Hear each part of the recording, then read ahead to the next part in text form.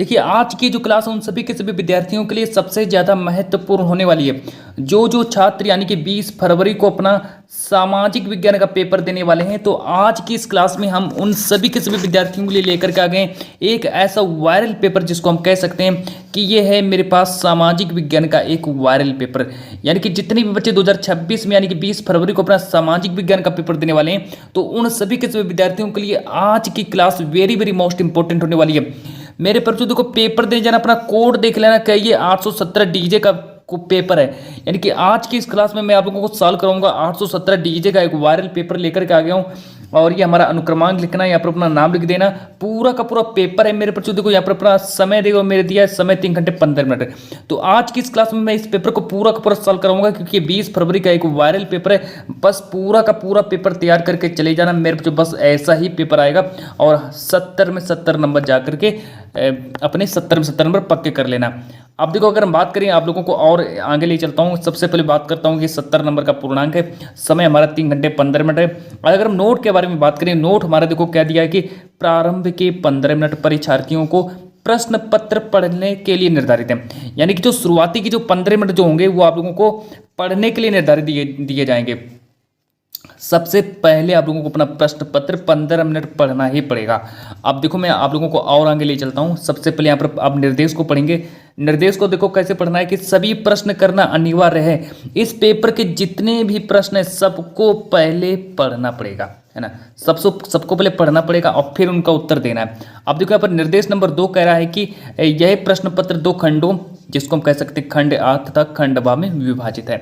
यह प्रश्न पत्र जो 2 खंडों में विभाजित होने वाला है, जिसमें हम खंड आ तथा खंड बा में विभाजित है। अब निर्देश नंबर 3 को पढ़ेंगे कि खंड आ में 1 अंक के 20 बहुविकल्पी प्रश्न हैं, जिनके उत्तर आप लोगों को OMR सीट पर दिया जाना है। मतलब कि आप लोगों को एक OMR सीट दी जाएगी। आप लोगों का जहाँ एग्जाम सेंटर जो होगा, आप लोगों को एग्जाम सेंटर में ही आप लोगों को OMR सीट दी जाएगी।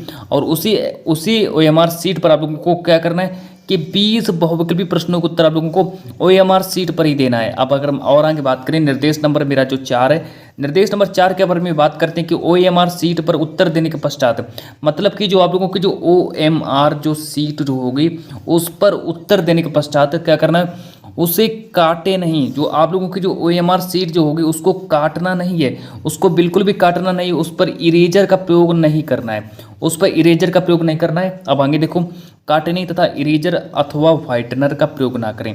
अब यहाँ पर देखो नेक्स्ट निर्देश नंबर 5 को पढ़ेंगे कि खंड बा में 50 अंक का है। अब खंड बा जो रहने वाला आप लोगों का 50 नंबर का खंड बा भी रहने वाला है। इसमें 2 प्रकार के प्रश्न हैं। अब देखो खंड बा में आप लोगों के 2 प्रकार के प्रश्न पूछे जाएंगे, जिसमें हम अगर हम बात करें आप लोगों का वर्णनात्मक फर्स्ट और वर्णनात्मक सेकंड है। अच्छा, अब आगे देखो मानचित्र संबंधी 2 प्रश्न भी दिए गए, जिसमें प्रश्न संख्या 29, प्रश्न संख्या 29 का खा। ये हमारे आप लोगों का मानचित्र कार्य हो गया। अब आगे देखो, अब अगर हम और आगे बात करें, अगर यहाँ से स्टार्ट करते हैं कि प्रत्येक प्रश्न के लिए निर्धारित अंक उसके सम्मुख अंकित हैं। मतलब कि जितने भी प्रश्नों का आप लोग उत्तर दोगे, जितने भी प्रश्नों का आप लोग उत्तर दोगे, सभी के सभी प्रश्नों का उत्तर उसके सामने अंकित कर दिया गया। निर्देश नंबर अब नेक्स्ट देखो 7 कि दिए गए मानचित्र को प्रश्न पत्र से पढ़कर, मतलब कि मानचित्र को प्रश्न पत्र से पढ़कर उन पर अंकित कीजिए तथा मानचित्र को उत्तर पुस्तिका के साथ मजबूती से संलग्न करना है। अब क्या करना है कि आप लोगों को जो मानचित्र जो होगा, मानचित्र आप लोगों को एग्जाम सेंटर में ही दिया जाएगा। अच्छा, मानचित्र आप लोगों को वहीं पर ही दिया जाएगा। फिर इसके बाद क्या करना आप लोगों को, मानचित्र जब आप लोगों को एग्जाम सेंटर में दिया जाएगा तो उसी मानचित्र में आप लोगों को सभी के सभी मानचित्र वाले प्रश्नों को उत्तर देना है। अच्छा, जैसे आप लोगों का मानचित्र भर जाए, मानचित्र जब आप लोगों का भर जाए तो आप लोगों को क्या करना है कि जो आप लोगों के पास जो उत्तर पुस्तिका जो होगी उसी उत्तर पुस्तिका में मजबूती से संलग्न करना है। मतलब मानचित्र को उत्तर पुस्तिका के साथ मजबूती से संलग्न करें। अच्छा, निर्देश नंबर 7 कि दृष्टिबाधित परीक्षार्थियों के लिए मानचित्र कार्य के स्थान पर अलग से प्रश्न दिए गए। जितने भी दृष्टिबाधित छात्र हैं उनके लिए मानचित्र संबंधी अलग से प्रश्न दिए गए। अच्छा, उनके लिए अलग से प्रश्न है। अब देखो यहाँ से बात करते हैं। अब यहाँ से मैं आप लोगों का पेपर स्टार्ट करता हूँ। सबसे पहले देखो यहाँ से पेपर स्टार्ट होने वाला है। पूरा का पूरा मेरे पर जो 70 नंबर वाला पेपर है, और आप लोगों को यहाँ से 70 में 70 नंबर मिल जाएंगे।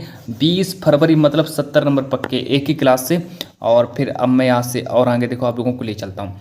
चलिए अब मैं आप लोगों को सारे के सारे प्रश्नों का सॉल्यूशन लेकर के आ गया हूँ। ये आप लोगों का खंड आप बहुविकल्पीय प्रश्न है, एक एक नंबर वाले सारे के सारे प्रश्न है। आप लोगों को मैं सारे के सारे प्रश्नों को उत्तर भी बताऊंगा, आप लोग सबको तैयार कर लीजिए। प्रश्न नंबर 1 कह रहा है कि फ्रांस की क्रांति कब शुरू हुई थी। मेरे प्यारे बच्चों 1 नंबर का प्रश्न आएगा, फ्रांस की क्रांति कब शुरू हुई, इसका राइट आंसर हो जाएगा 1789 में शुरू हुई थी। प्रश्न नंबर 2 कह रहा है कि नेपोलियन का संबंध किस देश से था। जो नेपोलियन जो था, अब नेपोलियन का संबंध किस देश से था। अब नेपोलियन के बारे में बात करते हैं कि नेपोलियन का संबंध किस देश से था।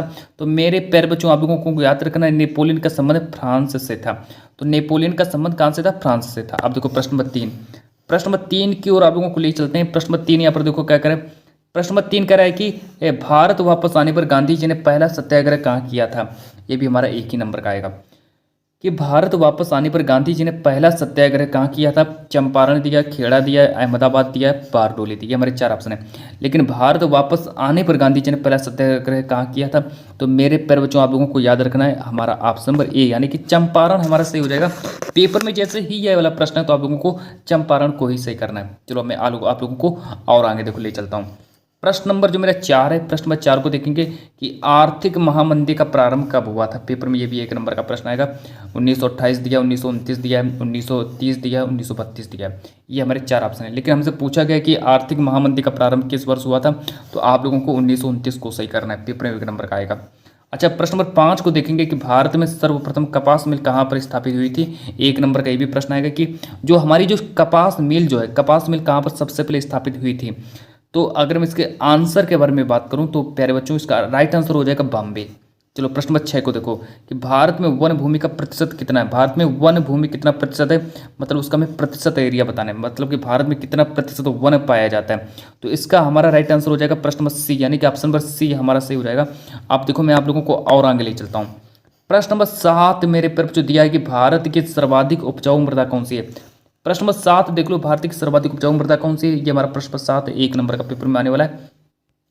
चलो मैं आप लोगों को पूरा का पूरा पेपर में बताने वाला। देखो ऑप्शन नंबर ए दिया जलोढ़ मृदा, ऑप्शन नंबर बी दिया लाल मृदा, ऑप्शन नंबर सी दिया लेटेराइट मृदा और ऑप्शन नंबर डी दिया पर्वतीय मृदा। ये हमारे 4 ऑप्शन है। लेकिन अगर मैं आप लोगों को इसके आंसर के बारे में बताऊं कि भारत में सर्वाधिक उपजाऊ मृदा कौन सी है, तो इसका हमारा right answer option number A हो जाएगा। इसको आप लोग नोट कर लीजिए, पूरे के पूरे प्रश्नों को नोट कर लीजिए। और फिर अब मैं आप लोगों को और आगे ले चलता हूँ। प्रश्न नंबर 8 की ओर ले चलता हूँ कि कपास की खेती के लिए कौन सी मिट्टी सबसे अच्छी मानी जाती है। 1 नंबर का ये भी प्रश्न आएगा कि कपास की खेती के लिए सबसे अच्छी मृदा कौन सी है ना। तो अगर हम कपास की खेती के लिए सबसे अच्छी मृदा के बारे में आप लोगों को बताऊं कि कपास की खेती के लिए सबसे अच्छी मृदा कौन सी हो जाएगी, तो मेरे प्यारे बच्चों आप लोगों को काली मिट्टी को याद रखना है। काली मिट्टी पर आप लोग टिक करेंगे। ये देखो सारे के सारे 1-1 नंबर वाले प्रश्न हैं, 1-1 नंबर वाले सारे के सारे प्रश्न हैं और सबको आप लोगों को तैयार करना है, बिल्कुल अच्छे से तैयार कर लेना। एक भी प्रश्न को मत छोड़ना, क्योंकि आप लोगों का वायरल पेपर है और बिल्कुल सेम यही पेपर आप लोगों को 2026 यानी कि 20 फरवरी को बिल्कुल सेम यही पेपर आएगा। अब चलो मैं आप लोगों को ले चलता हूँ प्रश्न नंबर 9 की ओर कि भारत में आजीविका का प्रमुख स्रोत क्या है। 1 नंबर का प्रश्न आएगा। अच्छा, आजीविका का स्रोत क्या है भारत में, तो हमारा राइट आंसर हो जाएगा कृषि। कृषि यानी कि ऑप्शन नंबर सी हमारा सही हो जाएगा। आप देखो मैं आप लोगों को और आगे ले चलता हूँ। चलो प्रश्न नंबर 10 की ओर बात करते हैं। प्रश्न नंबर 10 को मैं लेकर के आ गया हूँ आप लोगों के सामने कि निम्न में से धात्विक खनिज कौन सा है। पेपर में 1 नंबर का आएगा कि धात्विक खनिज कौन सा है। चलो धात्विक खनिज देख लो, अभ्रक दिया है, हीरा दिया है, तांबा दिया है, चूना पत्थर दिया है। ये हमारे 4 ऑप्शन है, लेकिन आप लोगों को सही करना है तांबा। तो तांबा हमारा सही हो जाएगा, है ना। पूरा का पूरा मेरे पे जो पूरा पेपर तैयार कर लेना और 20 फरवरी बस अपना पूरा मतलब 70 नंबर पक्का कर लेना 20 फरवरी को। अब चलो मैं आप लोगों को और आगे ले चलता हूँ। प्रश्न नंबर मेरा 11, प्रश्न नंबर 11 करें कि भारत के श्रीलंका कब स्वतंत्र राष्ट्र बना। कि श्रीलंका जो है, श्रीलंका स्वतंत्र राष्ट्र कब बना। 1947 दिया, 1949 दिया, 1948 और 1950। ये हमारे 4 ऑप्शन है। तो श्रीलंका जो है यहाँ पर स्वतंत्र राष्ट्र कब बना था, ये हमसे पूछा गया। तो श्रीलंका स्वतंत्र राष्ट्र कब बना, 1948, यानी कि ऑप्शन नंबर बी हमारा सही हो जाएगा। अब चलो मैं आप लोगों को ले चलता हूँ प्रश्न नंबर 12 की ओर। पेपर में 1 नंबर का आएगा कि लिखित संविधान भारत में कब लागू हुआ था। जो हमारा लिखित संविधान जो है ये हमारा भारत में कब लागू हुआ था। चलो 15 अगस्त दिया है, 14 अगस्त, 10 दिसंबर, 26 जनवरी। लेकिन हमारा 26 जनवरी का ऑप्शन नंबर डी हमारा सही हो जाएगा। अब चलो मैं आप लोगों को और आगे ले चलता हूँ। प्रश्न नंबर 13 को देखेंगे। प्रश्न नंबर 13 करें कि महात्मा गांधी के अनुसार किस राजनीति से अलग, मतलब किस राजनीति से अलग नहीं किया जा सकता है, किसे, है ना। अलग नहीं किया जा सकता है, संविधान को अलग नहीं कर सकते, राज्य को अलग नहीं कर सकते, विधि को अलग नहीं कर सकते, कि धर्म को अलग नहीं कर सकते। एक एक नंबर वाले सारे के तरह प्रश्न है, सबको नोट कर लेना और याद करके चले जाना। पूरा पेपर मेरे पास यही वाला आएगा, और पूरा पेपर मैंने फांस दिया है, पेपर आप लोगों का मैंने लीक कर दिया, पूरा पेपर लीक कर दिया है आप लोगों का, और पूरा पेपर ये वाला तैयार कर लेना। अब देखो इसका राइट आंसर प्रश्न नंबर 13 का राइट आंसर क्या हो जाएगा, तो प्रश्न नंबर जो मेरा 13 है, प्रश्न नंबर 13 का राइट आंसर हो जाएगा धर्म। अब चलो प्रश्न नंबर 14 देखो कि भारतीय राष्ट्रीय कांग्रेस की स्थापना कब हुई थी, पेपर में 1 नंबर का आएगा। अच्छा, भारतीय राष्ट्रीय कांग्रेस की स्थापना कब हुई थी, तो इसका राइट आंसर हो जाएगा 1885, तो 1885 मेरा राइट आंसर हो जाएगा। अब आगे देखो प्रश्न नंबर 15 को देखेंगे कि प्रश्न नंबर 15 के वर्तमान में भारत में कितने राष्ट्रीय दल हैं। अच्छा, वर्तमान में भारत में कितने राष्ट्रीय दल हैं, राष्ट्रीय दल क्या होता है, तो राष्ट्रीय दल के बारे में बात करें कि भारत में कुल कितने राष्ट्रीय दल हैं। तो प्यारे बच्चों आप लोगों को ऑप्शन नंबर सी को सही करना है, ऑप्शन नंबर सी मेरा सही हो जाएगा। अब आगे देखो प्रश्न नंबर 16, प्रश्न नंबर 16 करें कि विकास का महत्वपूर्ण घटक क्या है, विकास का महत्वपूर्ण घटक क्या है, 1 नंबर का प्रश्न आएगा। आय दिया है, औसत आय दिया है, राष्ट्रीय आय दिया है और उच्च विकास दिया है। ये हमारे 4 ऑप्शन है,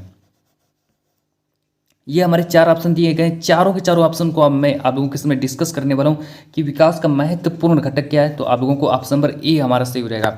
चलो मैं आप लोगों को ले चलता हूँ नेक्स्ट प्रश्न नंबर 17 की ओर।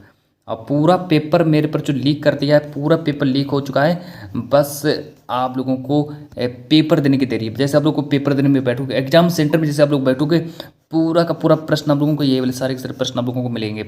अब यहाँ पर प्रश्न नंबर 17 कह रहे हैं कि निम्न पड़ोसी देशों में से मानव विकास के लिहाज से किस देश की स्थिति अन्य से बेहतर है, मतलब मैं उस देश का नाम बताना है जिसकी स्थिति अन्य से बेहतर है। भारत से बेहतर मतलब भारत से अच्छी स्थिति किसकी है, कौन सा देश है, तो नेपाल हमारा सही हो जाएगा।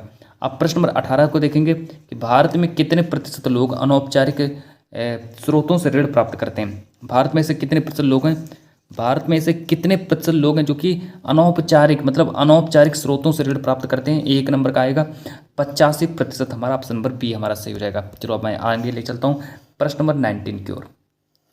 प्रश्न नंबर 19 देखो यहाँ पर कह रहे हैं कि वस्तुओं व सेवाओं का सृजन, वस्तुओं व सेवाओं का सृजन किसके अंतर्गत होता है। 1 नंबर का आएगा। प्रश्न नंबर 20 कह रहे हैं कि मुद्रा का प्रमुख कार्य निम्न में से क्या है। 1 नंबर का आएगा। तो प्रश्न नंबर 19, प्रश्न नंबर 20।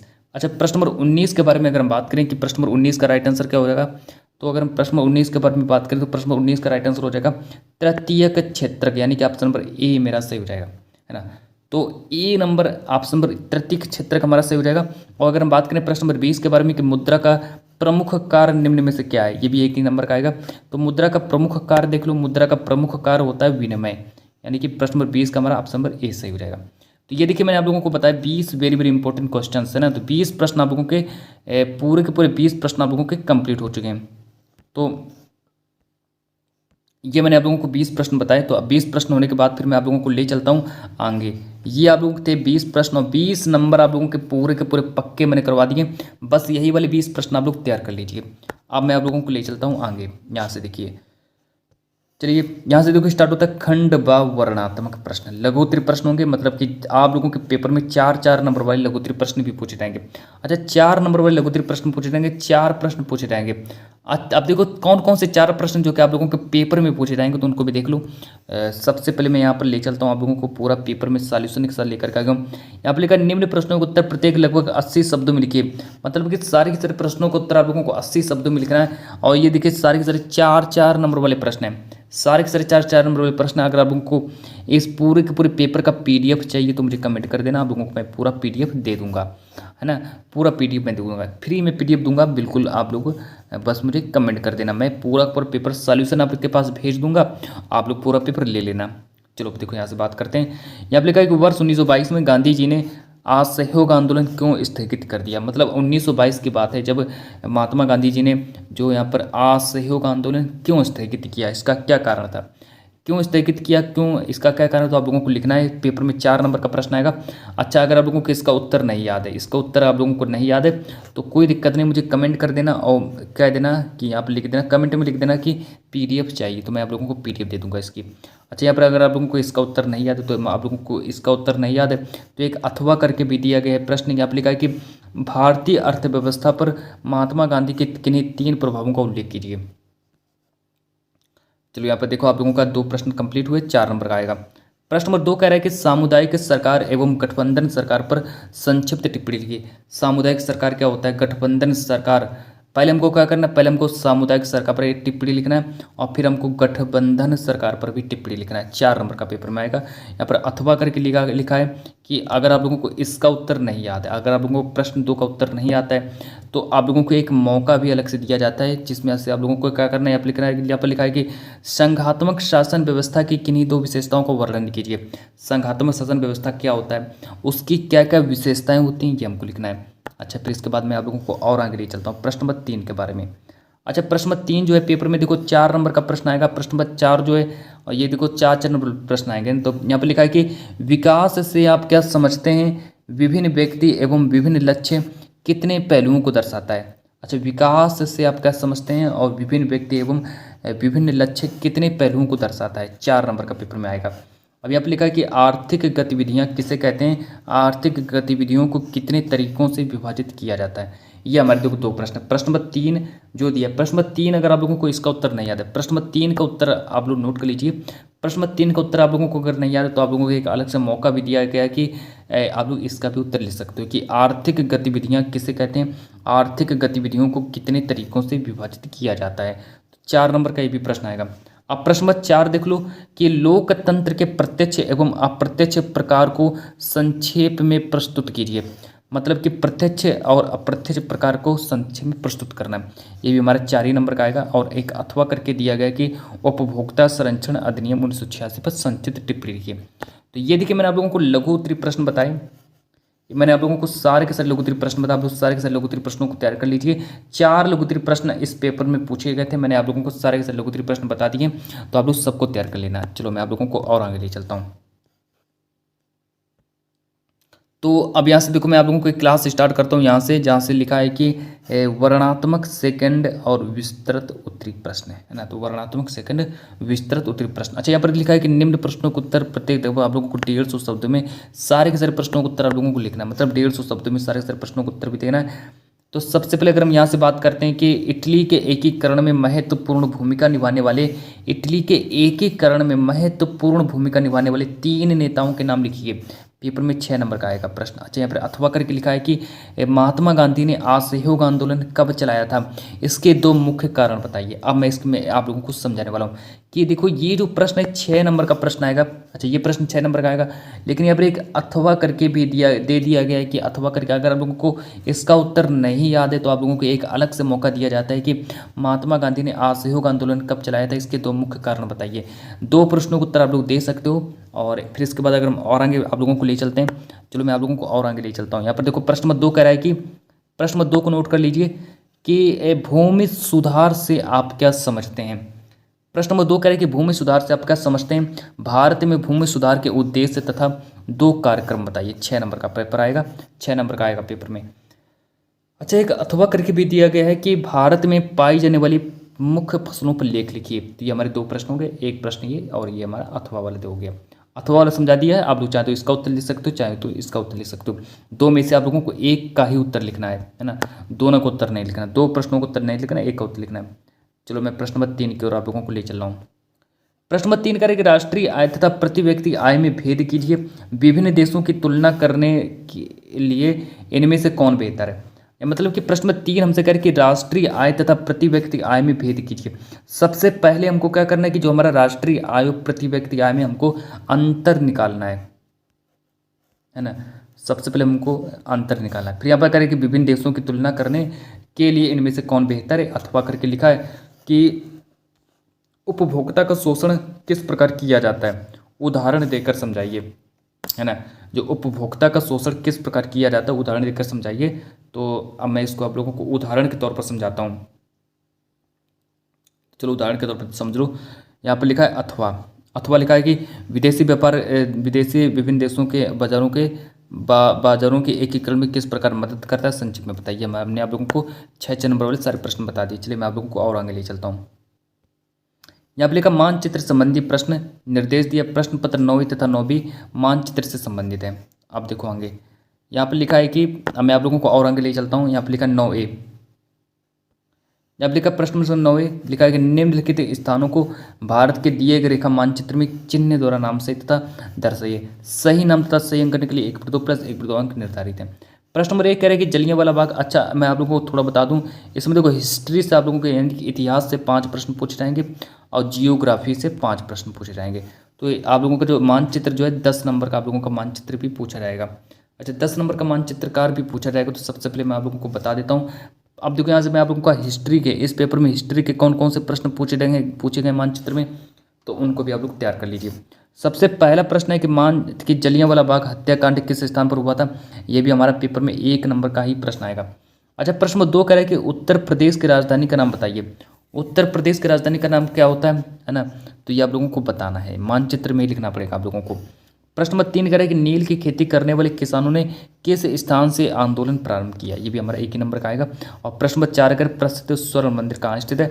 प्रश्न नंबर 5 कह रहा है कि सर्वप्रथम पूर्ण स्वराज की मांग का प्रस्ताव कब पारित हुआ था। ये हमने आप लोगों को 5 प्रश्न बताए, हिस्ट्री से 5 प्रश्न बताए।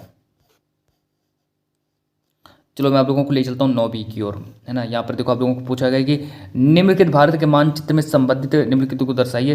पहला प्रश्न है कि चावल उत्पादक क्षेत्र, इसको मैं चिन्ह द्वारा नाम से दर्शाना है। प्रश्न नंबर 2 करें गुजरात की राजधानी, इस प्रकार के चिन्ह द्वारा नाम से दर्शाना है। तीसरा प्रश्न है कि बॉक्साइट उत्पादन का एक क्षेत्र, उसको मैं इस प्रकार के चिन्ह द्वारा नाम से दर्शाना है। प्रश्न नंबर 4 का कपास उत्पादन का एक क्षेत्र, इस प्रकार के चिन्ह नाम से दर्शाना है। और प्रश्न नंबर 5 करें डल झील, चिन्ह द्वारा नाम से दर्शाना है। चलिए, हमने आप लोगों को जियोग्राफी यानी कि आप लोगों को जो भूगोल है, भूगोल से मैंने आप लोगों को सारे प्रश्न बता दिए। यह था आप लोगों का जो सामाजिक विज्ञान का वायरल पेपर था, जो मैंने आप लोगों को पूरा पेपर बताया। और इस पेपर के जितने भी प्रश्न आप लोग सबको तैयार कर लीजिए, और यहाँ से आप लोगों का पूरा 70 नंबर भी पक्का हो जाएगा, एक भी प्रश्न आपका नहीं छूटने वाला। तो चलिए, मैं आज की इस क्लास को, ये था आप लोगों का 20 फरवरी, ये आप लोगों का 20 फरवरी का वायरल पेपर था। आप लोग पूरा पेपर तैयार कर लेना और तैयार करके चले जाना, है ना। तो ये आप लोगों का 20 फरवरी का वायरल पेपर था, जो कि मैंने आप लोगों को आज की इस क्लास में 817 डीजे का वायरल पेपर सॉल्व कराया। तो चलिए, जब तक के लिए मैं आज की इस क्लास को यहीं पर ही समाप्त करता हूँ। आप लोग पूरा पेपर तैयार करके पेपर देने चले जाना।